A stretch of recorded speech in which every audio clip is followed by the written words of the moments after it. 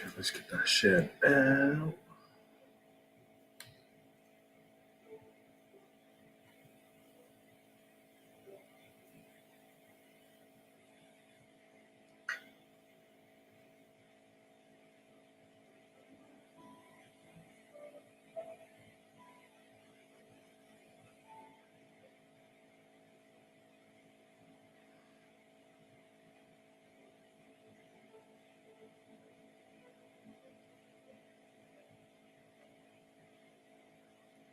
Okay, we should be able to go left. Yeah.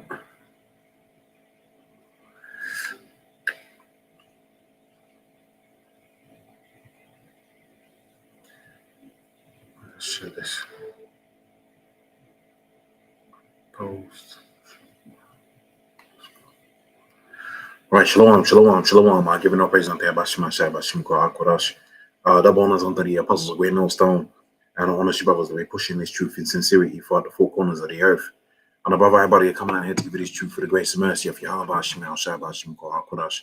Giving no praise unto Abashima Shai Bashim Ko Akorash. Okay, so this is going to be a class going into some of the pre-flood behaviors. Okay, some of the stuff that we see surrounding us, pretty much throughout all days. Okay, in these last days of the last days.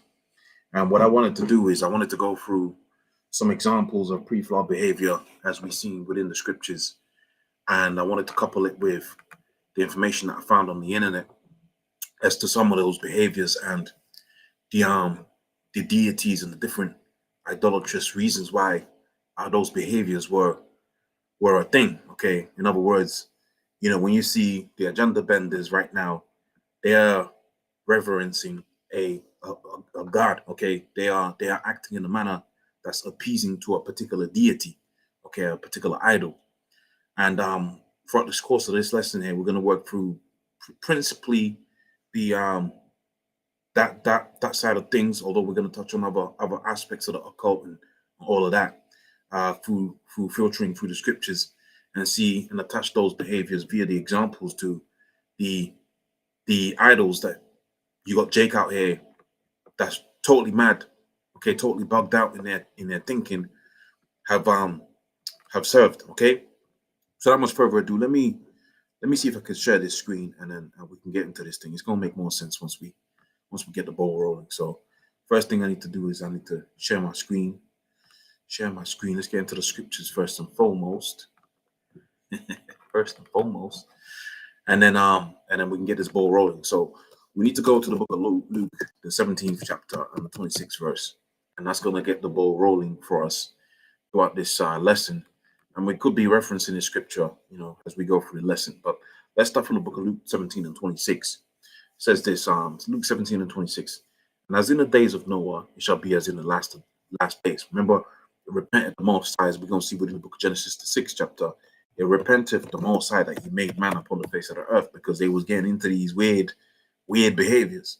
Much like how we see with the Canaanites, they was into freaky, weird things, right? We see within the times of Noah, right? Dudes was getting into freaky, weird things. And the Most High said, look, man, this is too much. And we're right now in that space right now where the Most High is looking down saying, this is too much, man. I gotta get this sorted out, so to speak, okay, for one of a better way of putting it.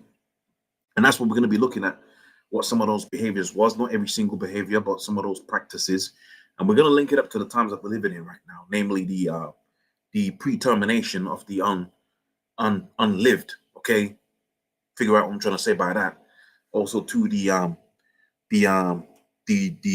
fluid movement. We're going to see that. We're going to see some examples. And ultimately, it's linking these practices, linking these behaviors to the idol that you're reverencing. These Jakes are reverencing, these people within the world are reverencing. Esau's pushing an agenda out there that's fluid, but really there's a reason that why he's pushing his practice out there throughout the earth, because it appeases a particular idol. Much like how we grow beards upon our faces because it appeases the Most High. We go out there, we wear the garments, we put the fringes on, it pleases Yahweh Shema Shai. When you see a freakazoid coming into the elevator and you're trying to close the door, right? That freakazoid behaves like that because it appeases a particular deity. And this is the same thing that we saw within the ancient world in the times of Book of Genesis, the 6th chapter, and many other different examples that we're going to go into, where Jake was bringing these occultic practices amongst the Israelites and getting heavy into it. But the reality of the situation is, the Most High said, I'm your God. You're supposed to be worshiping me, and you're worshiping, Ashtoreth. You're worshiping Baal. You're worshiping all of these other idols, and you're going into the practices that are freaky and weird based upon that idol worship. And you're supposed to be worshiping me. And as we're going to see within the book of Genesis, Jeremiah, the 3rd chapter, that the Most High wasn't impressed. Okay, Yahweh Shemashai wasn't impressed. Hell, even as we see within the book of Genesis, the 6th chapter, we see that the Most High was not impressed at all. So the book of Genesis, the 6th chapter, which is the reference to the scripture that we read a second ago, it says, it came to pass when men began to multiply upon the earth, the daughters were born unto them. And the sons of God saw that the daughters of men were fair. So you saw the little concubine, okay, the Edomite concubine, the Ammonite concubine, the Ishmaelite concubine. You looked at that ass and you're like, yeah, man, I'm gonna deal with that. Which really is not an issue, as we see within the law. We don't have concubines within the kingdom. Problem that Jake has always had over the course of time is you'll get into the concubine and get into the concubine too much. Now you're starting to live like how the concubine is supposed to be living, and she's supposed to be underneath your vibration. And this is what we see with this particular story. The sons of God saw the daughters of men, that they were fair. And the separation of the Most High, we're going to see that he made between us and the Canaanites was, those are the Canaanites over there. Don't deal with them, because when you deal with them, they're going to turn your hearts away from me. And what did Jake do? He went after all those weirdo behaviors that the Canaanites was all up into. The Most High had to make a move on us. But when we see the history and we see within the book of Wisdom of Solomon, the 12th chapter, what did the Most High say? And they was into the most odious works of witchcraft. This is what we're going to be going into. A handful of those different examples, the practices that basically linking the practice, because it's one thing to say, right, there's an agenda bender, but it's another thing to say, okay, that guy's an agenda bender, and this is the deity that he is appeasing when he does these particular things. It's all in the occult, and that's what Esau's pushing onto the world. He ain't pushing freedom, he's pushing an occult, because that's his religion, okay?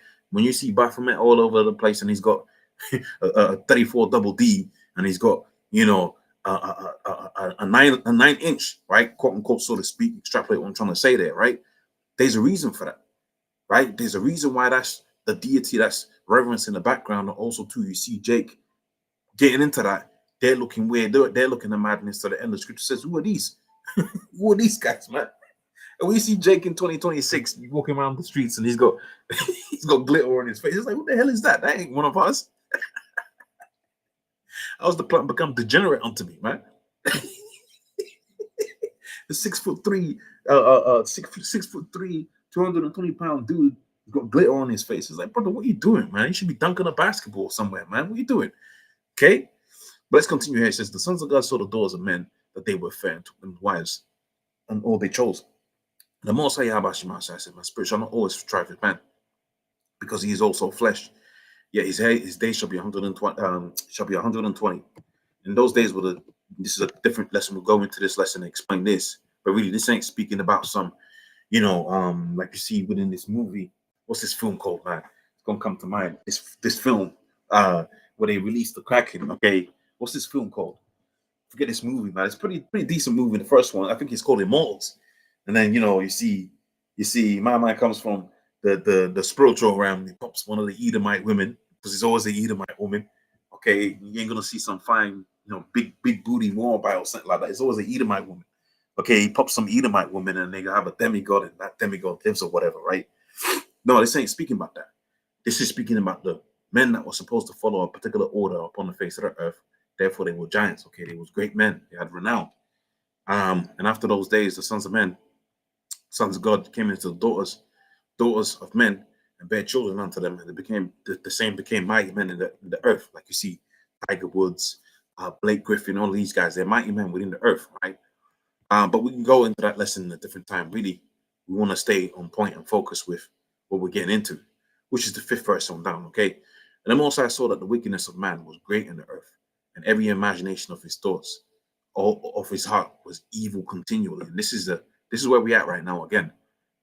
Right? This is where we're at again, right? Some people know willingly, some people understand knowingly what they're participating in, which is an occultic ritual, right? When you see, a bunch of, freakazoids walking down, or you see the WAP video, all of this weird madness, freaky, over-sexualized overly freaky, not even overly freaky. Freaky is too freaky. Okay, when you see this being pushed heavily, TikTok, YouTube, okay, music videos, you got willing participants and unknowing participants. Okay, you got willing participants that know, okay, I'm pushing a vibration of what's known as temple prostitution. Okay, I'm pushing a vibration when you're dealing with the freakazoids of Baal and Ashtoreth worship. Okay, there's willing participants that know this, right? Namely the elites and all of that. They're all up into this, man. What do you think all of this Epstein stuff is all about? That all goes back into the occult. That all goes back into that particular way of belief and worship that appeases their deities on the left-hand side. Okay, Satan is appeased when he sees these particular things because that's the ultimate left-hand spirit, right? But the Most High, when he sees Jake getting into this, man, the Most High, like he says here, it grieved man, it repented the Most High within the 6th verse, and it repented Yahweh Shema Shai that he had made man, and it grieved him in his heart. And this is what the scripture said, and this is what we're getting into right now. It's called to remember. It's the book of Amos, the 9th chapter, and the 8th verse, right? For Lord, Amos, the 9th chapter, and the 8th verse says, all the eyes of the Lord power upon the sinful kingdom, and I'll destroy from off the face thereof, saving utterly I will not destroy the house of Jacob, the remnant of Jacob, that are not, like I said, willing participants and unwilling participants. Namely, there's people on the earth that the Most High said they're going to have the eye salve. I'm going to protect that from the madness. Okay? I'm going to protect that particular group from the madness. Whereas the rest, the scripture says that his eyes are upon them. He sees the evil that they're just happily getting into. Okay? Willingly knowing whether it's occultic practices or not occultic practices, they're just into it. Okay? You repent with the Most High, right? Yahweh Shema Shai, all caps, that he made man on the earth, and it grieved him in his heart. And the Lord said, I will destroy man and that I've created, right, from off the face of the earth, and the beasts and the creeping things and fowls, for it repented him that he made them. And again, going back into the first scripture that we read, the book of Luke, the 17th chapter, on the 26th verse, right? It says there, and as it was in the days of Noah, so shall it be in the days of the Son of Man. And really, well, that's what I wanted to be getting into. Okay, what was they getting into? What's this evil? What was they all up into? Well, to identify evil, sin, you need to go to the Lord. And when you go to the Lord, it says, look, this is what you're supposed to be doing. Don't be doing what they're doing over there, namely Jeremiah the 10th chapter. Let's go to that. Don't be doing what they're doing over there, because they're doing it to appease their God on the left-hand side. Revelations, Jeremiah the 10th chapter on the 10th, Revelation, Jeremiah the 10th chapter on the 2nd verse. Thus saith Yahweh Shema Shai, all caps, learn not the way of the heathen. Okay, learn not the ways of the heathen. You ain't supposed to be going into a bar somewhere, having a drink next to an Edomite, finding out he's going to a stag do. Okay, make friends with this Edomite, go to the stag do, see Steve, Stephen Johnson is dressed like an old lady, and then think, okay, that's a way to live upon the face of the earth. Which these are real events and scenarios that I'm naming here, by the way, right? Which I've noticed. I've seen Jake making friends out here with these weird people of the world and learning their ways and being comfortable with that. We're supposed to make a difference between us and them. Okay, especially the men of the Lord. We ain't supposed to be all up into this freakiness that we see out here within this world, man. Right? The pretermination of the unborn. What are you doing? What are you doing, man? What are you doing? And what do they say they do it for? They do it for their career. Just like how they was appeasing their idols within the ancient world. Okay, doing the most odious works of witchcraft within the ancient world to have prosperity. See Jake doing the same thing right now. Learn not the way of the heathen, and be not dismayed at the size of heavens, for the heathen are dismayed at them. So we can go to, I suppose I can go to the book of Jeremiah a little bit later on. I'll go to the book of Jeremiah, the 3rd chapter, a little bit later on. But I wanted to go into this to set the stage. Okay. I wanted to go into this to set the stage of, what it's all about. Okay.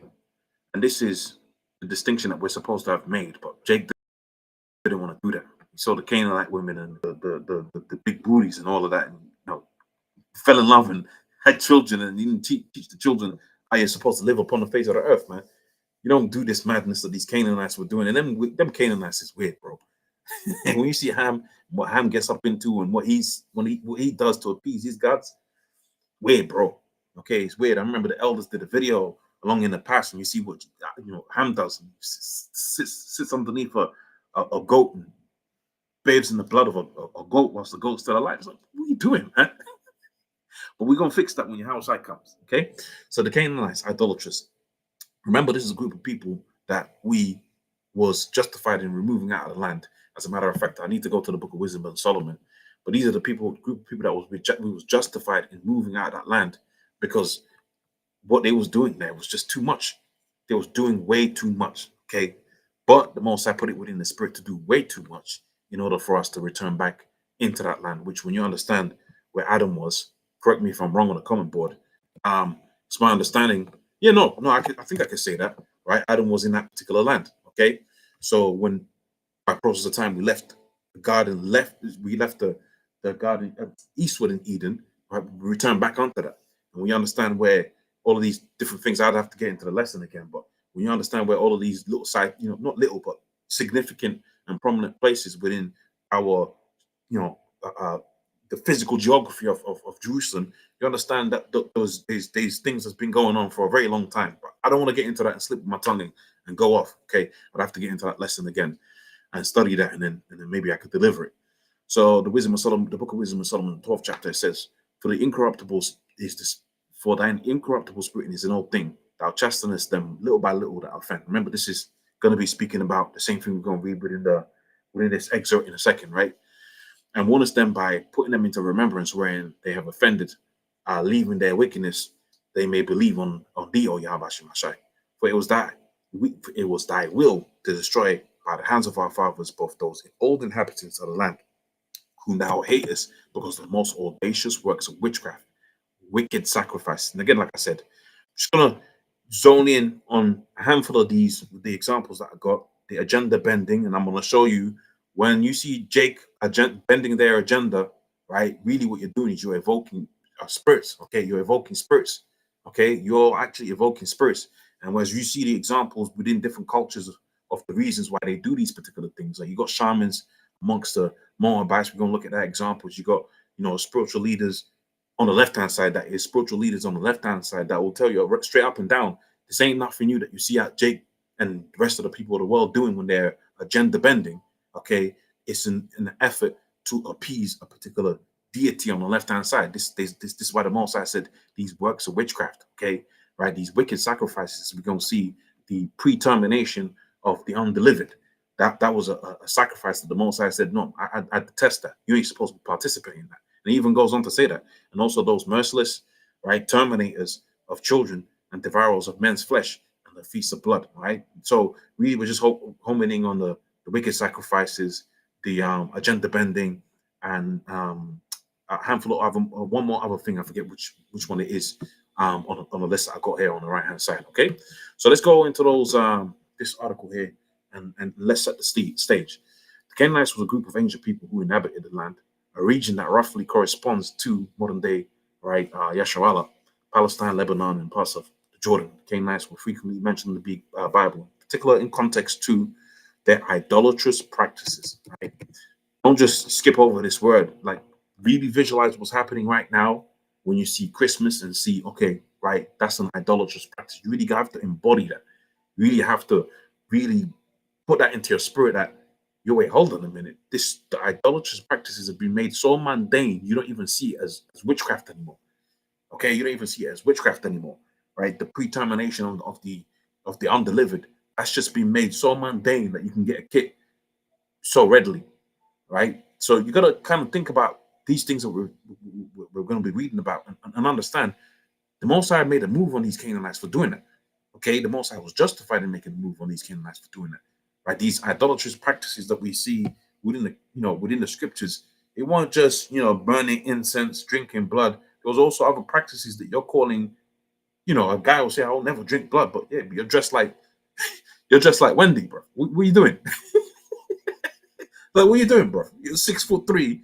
Okay, you should be dunking a basketball, at least playing some rugby somewhere, and you're like, you got dude, you got glitter on your face. You don't think you're participating in these idolatrous practices? Like, what are you talking about?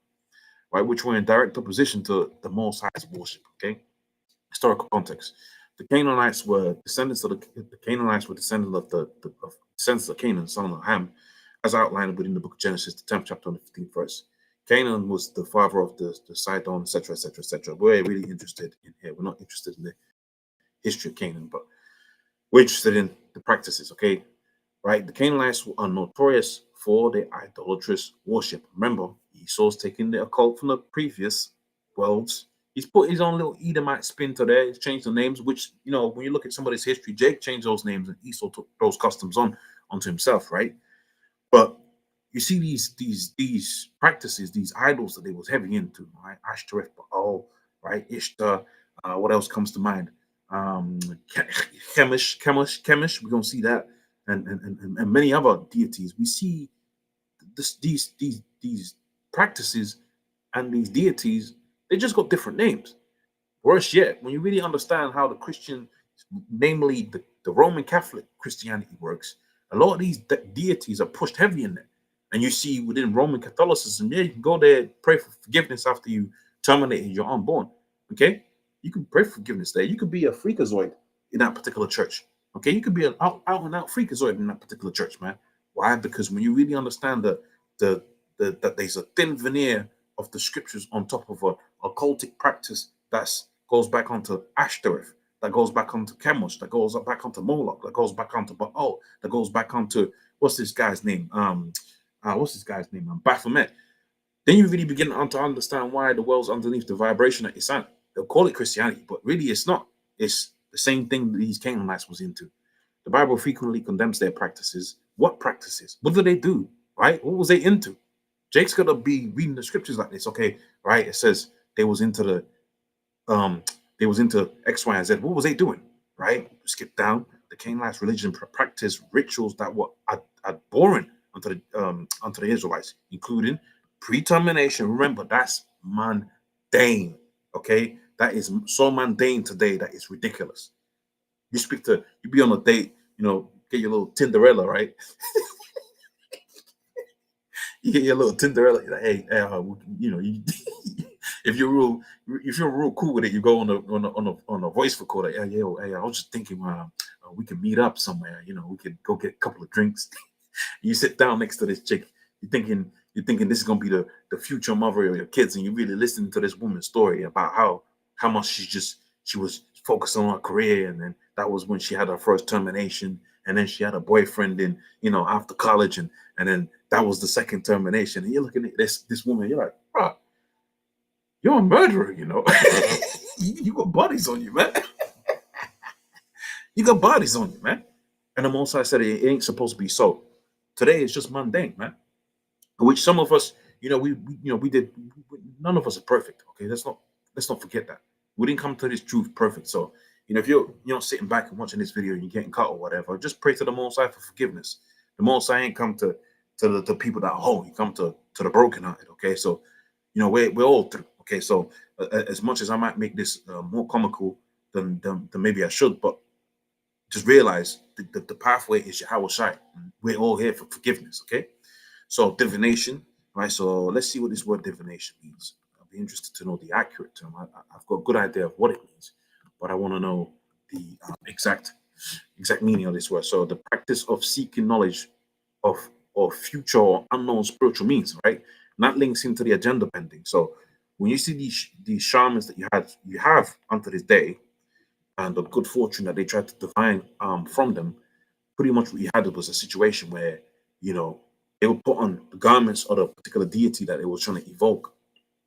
So you had a woman put on a male's garment, a male put on a female's garment to evoke that particular spirit, and that's how they was able to divine. So these things that we're going into, you know, it's gonna make sense in a second, but yeah, that's why you see Jake doing it. That's why you see the world's underneath that vibration, because there's a God that they worship on the left hand side, heavy on the elites level, and it's the higher you go up in this world, the more you realize it's all about that spiritual system, not the spiritual system that we see within the scriptures. Okay, pretermination of the unborn, divination, and temple prostitution. Leviticus the 18th chapter, 21st verse warns, you must not give your children to be terminated, right, unto Moloch. And we're going to look at that in a second. Okay, remember what the scripture was saying a second ago as well, with reference to the book of Wisdom of Solomon, 12th chapter. So, idolatry of the Canaanites was primary reason for the Most High's command to the Israelites to conquer and occupy the land. Show me 7:1. The Most High instructs to destroy the Canaanites nations and their religious symbols. These religious symbols is back now. It's heavy in your music. It's heavy in the movies. When you're watching Marvel, right? Understand when you're watching Marvel, you're watching idols, okay? I'll be, I think I can say this with a little bit of impunity, but I'll be reluctant to dress my children up as Thor and all of this, that, and the third. You watch the movies with the kids and all of that, and they be taking on what they see on the TV, but really understand Thor is an idol, right? That's the idol.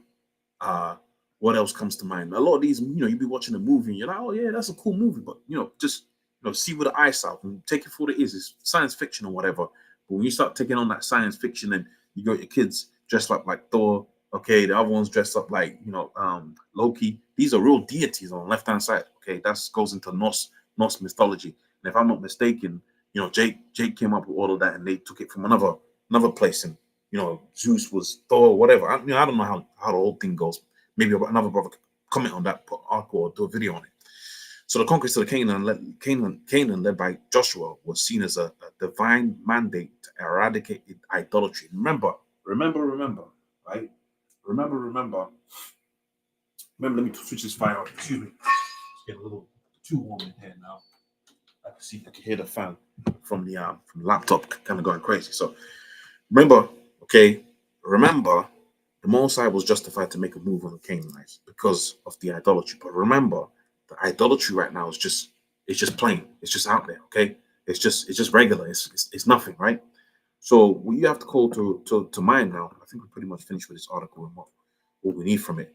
But we have to call to mind now is what's the Mosai gonna do with, like it says here, the divine judgment and conquest of this place? What's the Mosai gonna do with this place? And this leads me to this scripture. I've been quoting it. I'm going to read it for you now. The book of Amos, the 9th chapter, the 8th verse.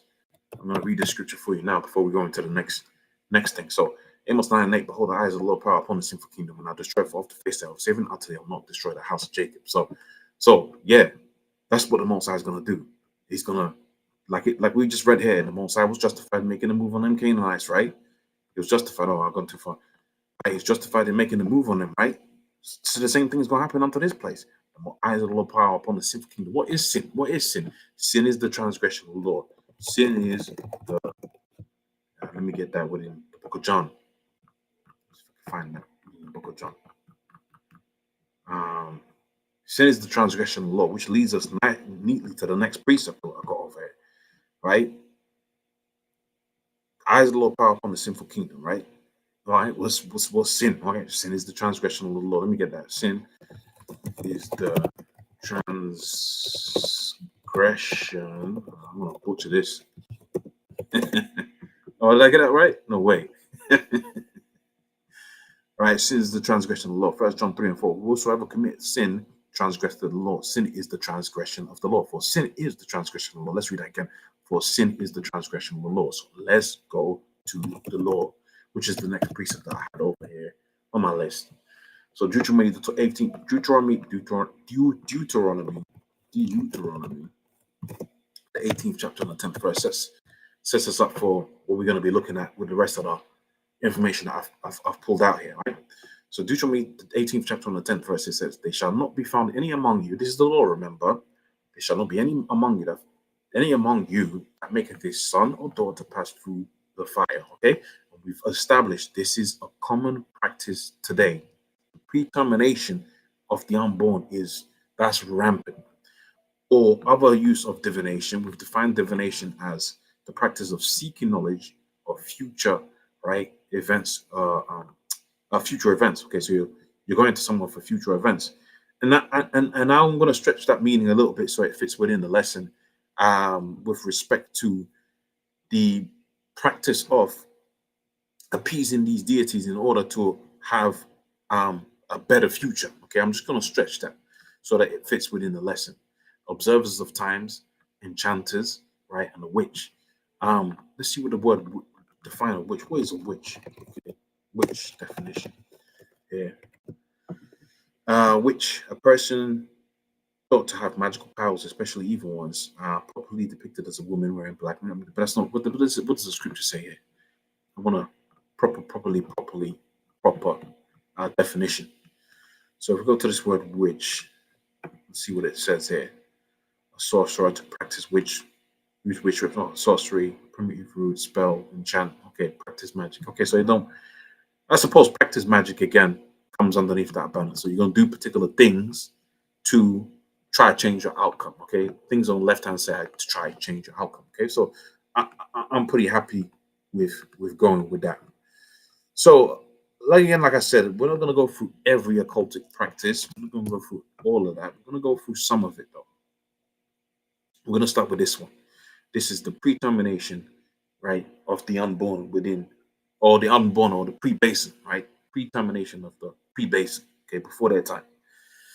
Um, in ancient Israel, for the Judahites have done evil in my sight. Jeremiah the seventh chapter, the 30th verse.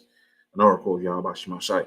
They have set up abominations in the house over which my name is invoked, defiling it. They built shrines unto Tophet. We're going to go into that in a second.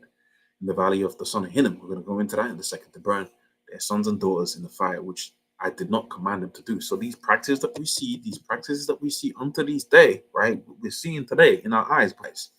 Esau allows you to do these particular things because it's an appeasement of a particular god on the left-hand side, onto a particular idol on the left-hand side. And hence the reason, and hence the title of the lesson, the occultic practices, right, of the occultic origins of pre-flood behavior. The termination of the pre-basin is a pre-flood behavior. That is a pre-flood behavior.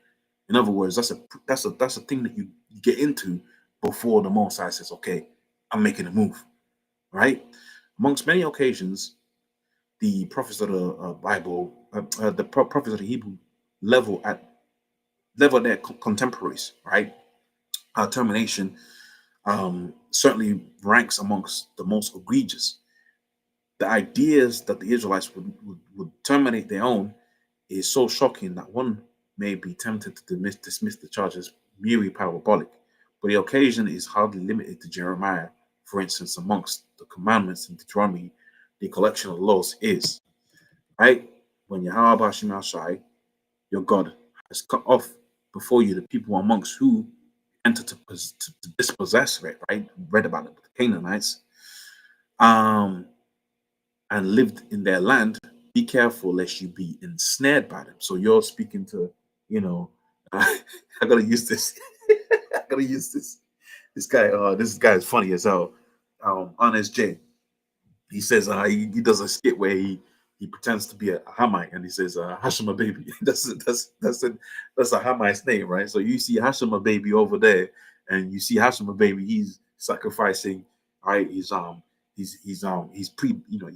pre-basing, and he goes speak to him. He say, "Yo, man, that's wild, man. What are you doing that for?" He says, "Oh man, the family's been great. The family has been great. We haven't eaten any food, okay, like how the Hamites go, right? We haven't eaten for so long." And now your belly starts rumbling. Now you start thinking about it. Right? Weeks go by, and you start thinking about it a bit more, and so on and so forth, and so forth and so on. The scripture said we're not supposed to be ensnared by that. We're not supposed to be, leaning upon that. And that's what you see people do to this day. What's the main reason why people do the determination? They do determination because it's supposed to further their career. Otherwise, why would you not keep? Okay? Lest you inquire about their gods, saying, how do these people serve their gods? Right? In other words, when you serve your gods, you get things in return, right? So you see Elon prospering over there, you see Moab prospering over there. You know how the flesh is. When you see, the the air, okay, the air, Nazarite. So Nazarites, the air Nazareth over there from that period of time, you'd be like, yo, man, where'd you get those from? Okay, you start feeling in the flesh, man. Those look good. Okay, you see a guy come roll up in the BMW, okay, right, of their time, right? Six horses in a big ass chariot. You're thinking, yo, man, they're doing crazy over there. You can feel certain type of way within the flesh, right? Let's it be a heathen. You can be like, okay, wait, hold on a minute. The Most High is kind of, we're going through a down period over here now. We're going through this X, Y, and Z because it wasn't always good. Okay, it was good. It wasn't good. It was good. It wasn't good. The thing is, with the Most High, you got to keep faithful.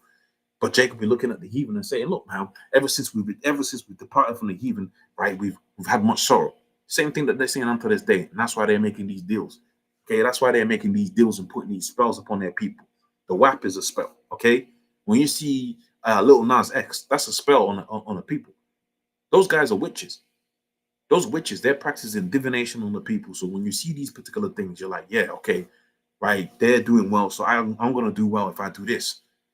Okay, you're following the ways of the heathen. You're looking at the ways of the heathen, and you're fashioning yourselves after that. You must do likewise for Yahweh Shema Shai, for your God, because every abomination unto Yahweh Shema Shai that he hates, they have done to their gods, for their gods. And that's the key understanding. Accept, visualize within your mind.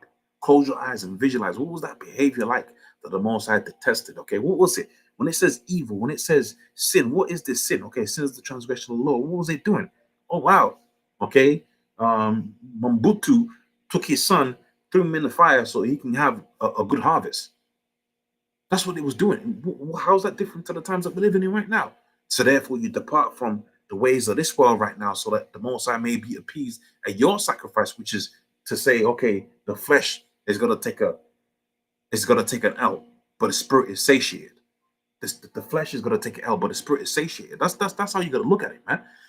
Right? I've done these, so I gotta read this point. This is important because this is the embodiment of the lesson right here. This statement right here, because every abomination of to Yahweh Shema Shai that he hates, they have done for their gods, right? For they have even burnt their, adolescents in the fire for their gods. So what you see out here, everything's done for a reason, man. Okay, everything's done for a reason, man. A dude don't put high heels on for no reason. He puts it on for a reason, man. He's doing it for his God, not the Most High. He's doing it for his God. Okay, he doesn't look at a Gucci purse and thinks, "Ooh, that's nice." I mean, Jake's got demons on it. But the point I'm making is, it's done for a particular reason, to appease a particular God. And this is what we gotta. When we see the pre-flood behavior and thinking about it, you're looking around, and you say, "Yo, man, I can't go in that elevator. I can't go in that elevator, man. There's stranger things happening there." Right? When you see what Jake is doing out here, you listen to your stories of your sister, and your sister was expecting, now the whole story is a complete madness. And your sister's telling you, okay, we have to do X, Y, and Z because X, Y, and Z. Understand? It's like, look, man, I gotta curse you out and make sure you don't do that again. And if you don't listen, I gotta keep my distance from you because you ain't gonna make it. You're into the religion on the left hand side. You're into the religion of this world, which is the pre-flood behavior we see within the ancient world. Just because it says evil, you don't think, okay, oh, evil. You turn the page. No, visualize what they was doing. Much like how we see today, they was behaving in ways that appeased their deities. Dudes was wearing glitter on their faces, high heels, okay, putting a garment, right? Children that they done murked yesterday, okay. It was they was speaking to spirits, dead spirits, people on the same thing that Saul did. Okay, they was speaking to the spirits. Okay, of the people that was already deceased. They was all up into that, man. Practicing divination. The Most I was like, nah, too much. And the Most I whacked them. So, what else do we want to read from this article? Let's see. So, this warning to the Israelites was not to imitate the depraved Canaanites for sacrificing the children. So, okay, all right. So I remember what we was. I was thinking it was going into something else. Okay, this warning, this warning to the Israelites not to imitate the depraved Canaanites sacrificing their children to. Do I want anything else from this? Okay, no, that's it. That's all I wanted from this. Okay, so let's go to the next one. What else would we go? So this is a. So I can go to this one. Let's go to this one. Okay, let's go to this article. Let's copy this hyperlink, paste this over here. Right, so what we're dealing with here. So I remember I said our value Hinnom and Topheth, right? We just read a second ago. So study Jeremiah the 3rd chapter, the 7th chapter, like we quoted a second ago, 7:31. Where is Topheth, the valley of the son of Hinnom?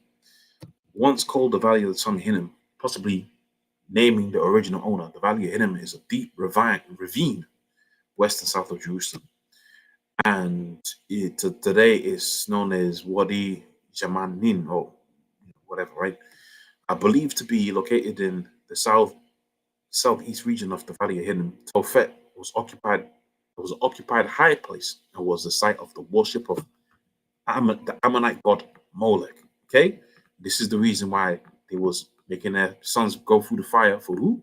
For Moloch. Let me see if I can get that scripture. Pass through the fire, Moloch. Pass fire, Moloch. Okay. Same thing like we see before the flood. They was doing it. They used whatever names that they called these idols by, but essentially they was doing the same thing. Essentially, they was practicing divination, right? Speaking to the spirits, dead spirits, right? Sacrificing their children so they get a good harvest. And same thing right now, man. You got guys out here going into the cemetery trying to get some insight. You guys out here going to the cemetery trying to get some insight, get deep into the Ouija board. Okay, same thing. Like, how is it different? How is it different? Leviticus 18 and 22. Thou shalt not make. What did I want? Verse that one. Leviticus 18. Pass through the fire from Moloch. Okay. Leviticus 18 and 21. It says, "Thou shalt not let thy seed pass through the fire from Moloch, neither shalt thou profane thy name of Yahweh." Sorry. So we're just focusing on this aspect of it. We're gonna go through some other behaviors that we see before the flood, but let's finish up with this article. Did I go too far? Go too far. Too far. Okay, that's why. I'm still on this page. Okay, so let me go back here. So that's the God that behavior belongs to, and we see that to this day. To understand the significance of this verse, it's important to understand the historical context to this geographical area. What do you learn? What do you learn about the kings of Judah and the associated associated with Tophet and the Valley of Hinnom? Initiated by the love of foreign women as wives and concubines, King Solomon established shrines for the worship of the pagans' gods. That was a big no-no. Okay, high places and hilltops. Kings 11, the 11th chapter on the first verse on down. Two pagan gods were particularly detestable. Chemosh, which we're going to read about in a second. Where have I got it? I think I got it next. Right? Chemosh, which we're going to read about the next because of their worship and their sacrifice of, again, this is a recurring theme in this. And again, if we see, let me just see if I can put it up here. Current. Remember, we're living through the children of men right now. There's a reason for that. This is an appeasement of the gods on the left-hand side. The fact sheets. Let's see what we can get from these numbers. No, I want some numbers, man. What's it like? What are we talking? Thousands? Hundreds of thousands? I know what I'm gonna do. I'm gonna rephrase that. Number of per year. Okay, 1 million. Wow. Jeez. Okay, and that's just in the USA. So this is pretty heavy, man. It's pretty heavy. It's not in the name of it's in the name of Moloch, man. You might want to try to say it's for me, it's more my career and whatever. But it's not, okay? This is why they let you do it. It's in the name of their God on the left-hand side. Estimated numbers. Let's go. Where else? Where did I get some numbers? I saw some numbers a second ago. Says the number reflects about 1 million terminations in the US alone. 1 million terminations in the US alone. I want to get one more thing that's going to support my my argument, and I'm going to go through this. This is important here. Okay, there's a couple of reasons why you see this being allowed. One is to appease their gods. Right, Esau pushes a god, right? Same gods that we see within the ancient world. But also, two, there is a ploy to reduce the world population. So look at this drop off. Trends in birth rate. Where the children of men. Okay, where the children of men lifestyle right here. If you watch the movie Children of Men, I don't want to spoil it, but you watch the Children of Men, you understand this way of Moloch that we're living, the way of Moloch that's pushed out here within the world, which is again termination of the little ones, right? There's a reason why you're allowed to do that, because that appeases the deity on the left hand side, but also too they can manage that number of people out here being born. High places. Moloch had a head of a bull, two horns, idols, stomach, and all right, you can read that for yourself, and I think you get the gist on this particular that particular point. And I'm just gonna get one more thing on this before we go into the agenda bending and the other occultic practices that we were wanting to get into. So let's go into this last article here. Okay, let's go into this last article here. So priests of Chemosh, right? The priests and officials of Chemosh, right? Direct biblical reference for Chemosh is found in 1 Kings 11 and 7, where it's not like King Solomon built a temple to it, right? Another significant mention is 2 Kings 23:13. Roles, and influence. The priests and officials of Chemosh were responsible for conducting religious ceremonies, rituals, more about society. These rituals often included the sacrifices and believed to appease Chemosh, right, to secure favor. What are these people out here doing? They're doing these things to secure their so-called future. They're securing their favor. Just wanted to make that point clear, right? Just wanted to make that point clear. And as we see these other practices now, as we go into these other things now, you're gonna see, man. Yeah, these behaviors is nothing new. Okay, I know I spent a long time with that particular one, but that is really like a big one. That was one of the most detestable things that you could do within ancient Israel, man. Okay, that was really pretty bad. So fertility cults amongst the Canaanites. Only recently have scholars begun to unravel the complex religious rituals of the Canaanites. No, Esau's been practicing for the longest time. So let's not get all, bent out of shape trying to say we figured out something that we already knew. We already knew this stuff, man. You're practicing it. So let's see. I'm gonna go to occultic practice. Go straight into the point. What do they do to appease their gods? So the Canaanite gods, Baal, right? Ashtoreth. These are gods that still reverence to this day, right? Baal, you see the bull. Didn't they have that at the Olympics? They had that at the Olympics. Okay, bull. Olympics. Let me see. Olympics. They had that at the Olympics, didn't they? See if I can get that image. If I can quickly get it, I'll get it. If I can't, it's all right. You just got to watch go through the research and all of that. They had the bull. Now I can't find it quickly enough, but they had the bull there because that's part of the rituals. So, but what else have you got? You got Ashtoreth. Okay, what else you got? You got other occultic practices. Okay, so it says occultic practices. Baal's worshippers appeased them by offering sacrifices, both animal, sheep, right? 1 Kings 18 and 23. Right, scholars believe the Canaanites also sacrificed pigs, which is prohibited by the Most High's people. What else do we want? We see Isaiah the 63rd, 55th chapter, examples of Israel practicing the pagan practice of the Canaanites. At times, Baal's followers sacrifices the unborn again, apparently the firstborn of the community. Right, the Bible called this practice detestable. Okay, this is what's happening unto this day. Pagan religions in the New Testament. So do we need to read anything else out of that? Magic, occult. Many ancient people practice magic, the foretold future, by examining animal entrails. Right, the Greeks, oracles, shrines, supposedly communicated to the future of the priests. So do I really need to go into that bit now? No, I don't need to go into that because we really got into the child sacrifice, which is the main thing that you appease, how you appease a Baal, right? That's one of the behaviors that was detestable unto the Most High, and the reasons why the Most High made a move right during the pre-flood behavior. So let's change gears now. Let's go into another occultic practice that has its roots in pagan worship, okay? And this is the occult, right? Prostitution. Now, there's a reason why you're allowed to be freaky. This is for these women out here. There's a reason why you're allowed to be freaky, okay? There's a reason why, right? Because again, that is part of the occult. When you go into the origins of these Christmas festivals and what they were doing out there, wife swapping. That's one, you go into them, them sites, right? Would you see on them sites? You got wife swapping, adultery, all of this, right?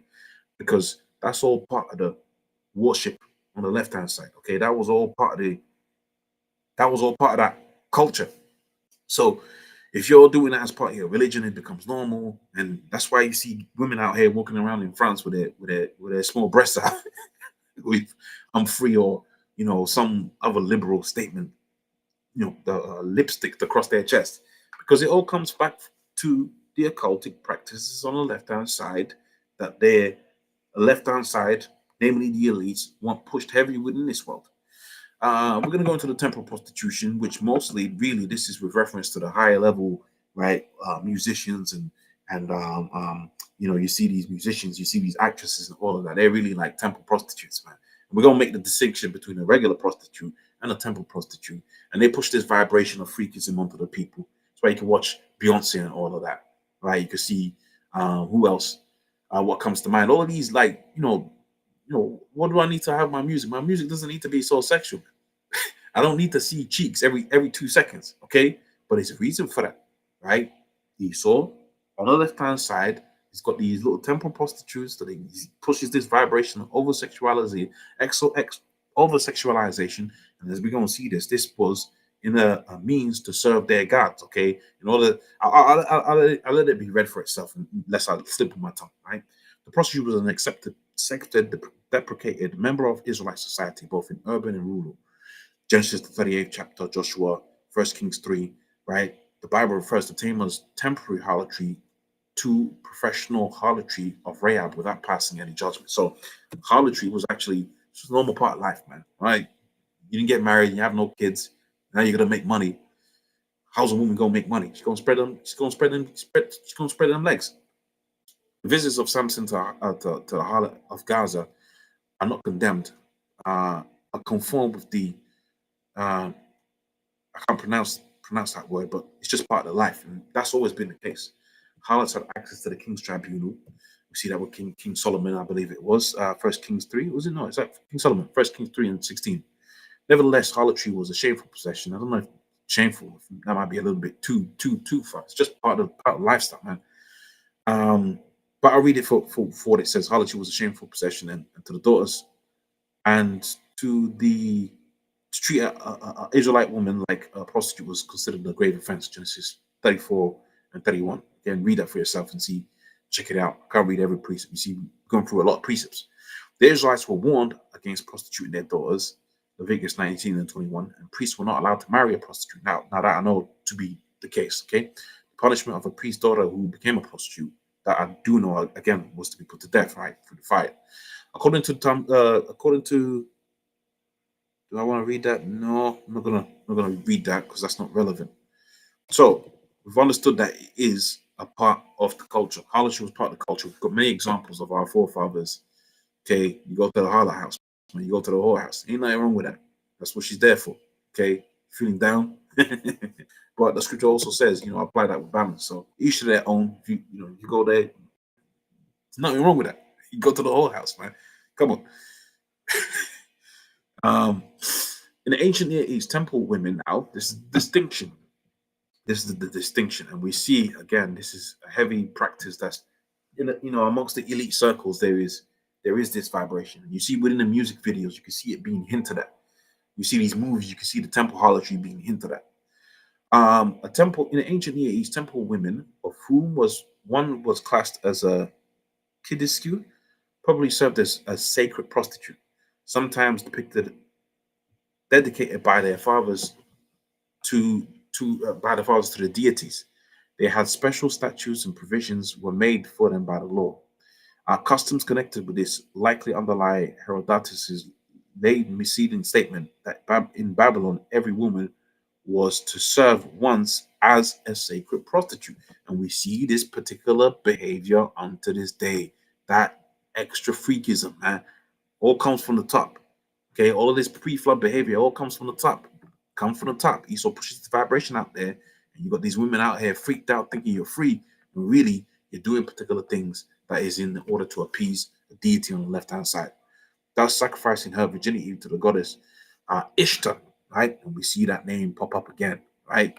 We see that name pop up again. Now let's see if we can let me show you the biblical connection to Ishtar. See if yeah,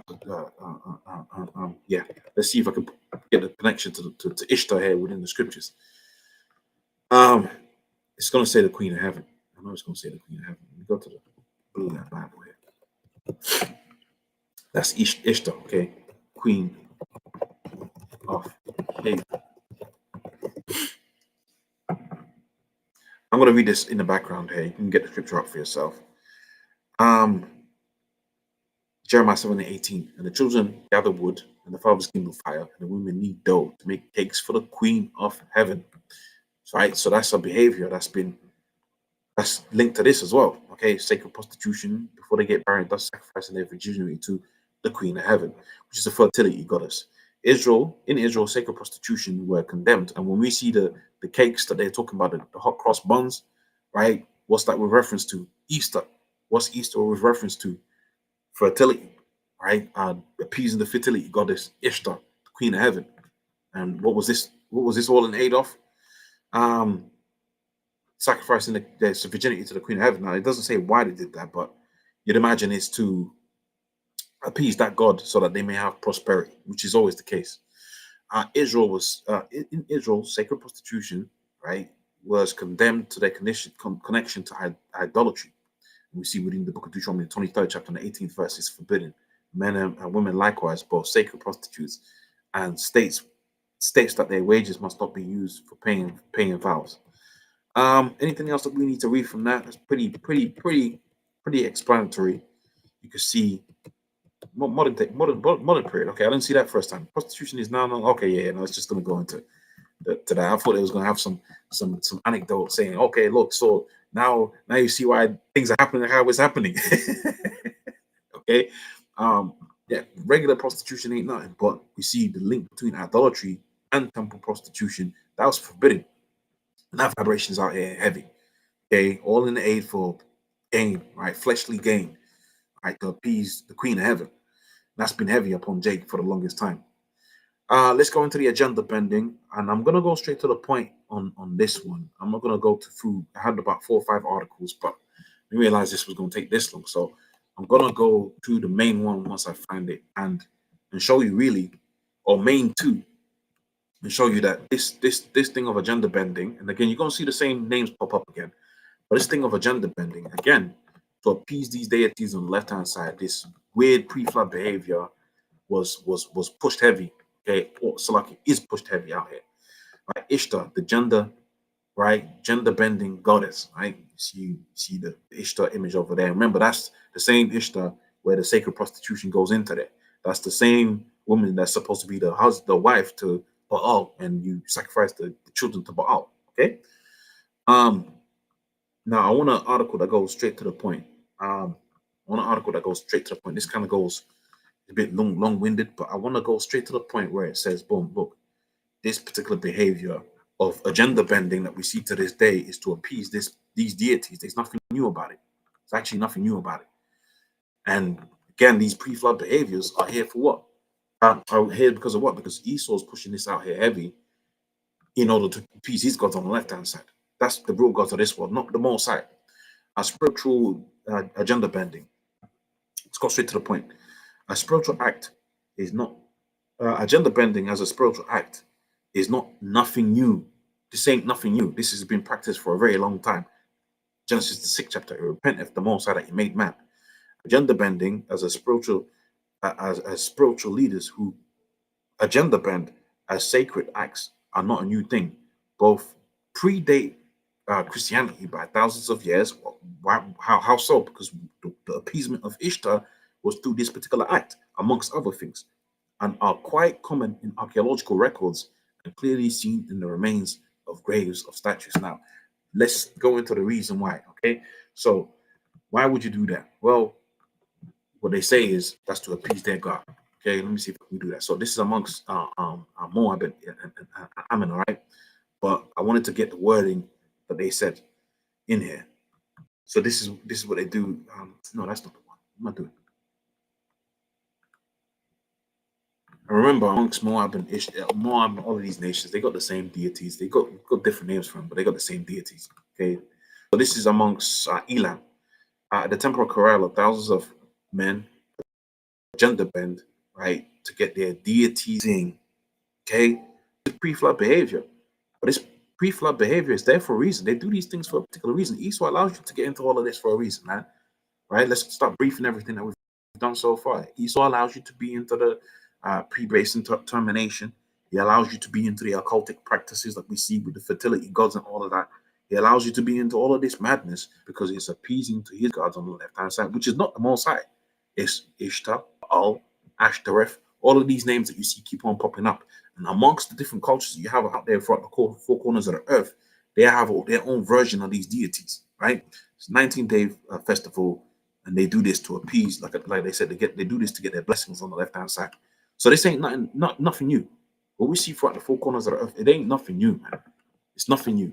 It's the same things that you've been seeing for thousands of years, right? Man upon the face of the earth, behaving in the way that the Most High is displeased and doing particular things to appease his gods on the left-hand side. So let's close out with this.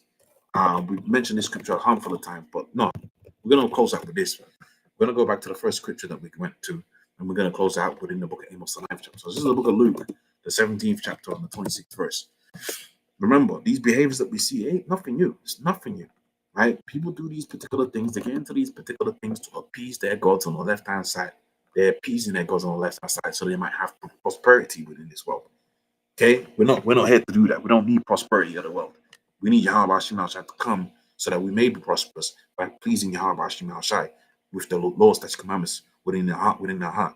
Luke 17 and 26 says, in the days of Noah, so shall it be shall it also be in the days of the Son of Man. So in the time on Noah, they was eating, they was drinking, they was giving over into this madness. And that's what it says here. They was drinking, but they was drinking unto what? They was drinking unto madness, bro. Drunk with the philosophies and drunk with wine. Okay, freaky. Okay, wife swapping. Okay, agenda bending. Right, termination of the pre-basin. Okay, doing a bunch of madness until we entered into that. Until Noah entered into the ark, and that's what we represent right now. What we represent right now. We represent Noah entering, building the ark. Amos the 9th chapter, the 8th verse. Finish out on this. Behold, the eyes of the Lord power upon the sinful kingdom. What is sin? The transgression of the law. What is the law? We've seen all of these laws. Thou shalt not make thy son pass through the fire from Moloch. That's just normal. Okay, 1 million terminations a year. Normal. No one bats an eyelid. Okay, but you go out there and preach Yahweh Hashem outside, people think you're crazy. They're ready to give you the wappo zappo if you do that, boy. Oh, that's not a good thing right there. Right? But if you want to be an agenda bender and appease Baphomet and Baal, no problem. No problem. Okay? Here's the craziest thing. I'm gonna end it off with this, man. Here's the craziest thing. You sooner be accepted as an agenda bender than a worshiper of Yahweh Hashem. Crazy. Right? But this is all pre-flood behavior, appeasing the idols, right, on the left-hand side, the occult on the left-hand side, which is why the Most High made a move on these the people before the flood. Why the Most High allowed our forefathers to go after the Canaanites, right? I will destroy it from the face of the earth, and I'll utterly, I will not destroy the house of Jacob, saith Yahweh Hashem. So, I know we're going through a lot. Yeah, I know we're going through a lot of different articles here, different information, but this really is scratching the surface. Okay, this really is scratching the surface. Just did agenda bending, right? We just did the sacrifice of the pre-basins. We just did a bit of the, I forget the other topic that we went to, the occultic practices. That's really a small thing. When you really understand that even like shaving your beard, that was done in honor of an idol. When you really understand these things that we see within the scriptures, and the Most High said, don't do this, don't do this, don't do this. And you see the heathen, they was doing it to appease Baphomet. Like shaving, like dudes used to shave to appease a deity on the left-hand side. You got Jake right now going in the workplace looking as smooth as an egg, okay? Looking weird.